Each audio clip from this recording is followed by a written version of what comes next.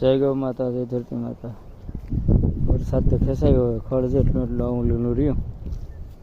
2-3 દીમાં આવી જાય તો વાંધો નહીં, બાકી નાખો પછી વધારે સુકાઈ જાય પછી ગાયને સરવાનું બંધ થઈ જાય, લીલાડો આપવાનું થાય. એટલે વહેલા ને આવું બધું કાઢે.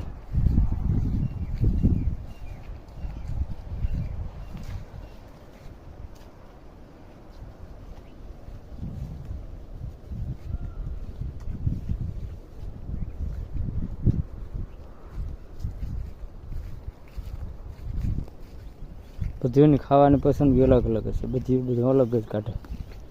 એક નો ખાઈ બીજી ખાઈ જાય, બીજી નો ખાઈ ત્રીજી ખાઈ જાય. 14/8/2024 અને અલગ જ ઢોકળ જ ખાય વધારે. ગૌરી છે ને ઢોકળ બહુ ભાવે. જય ગૌ માતા.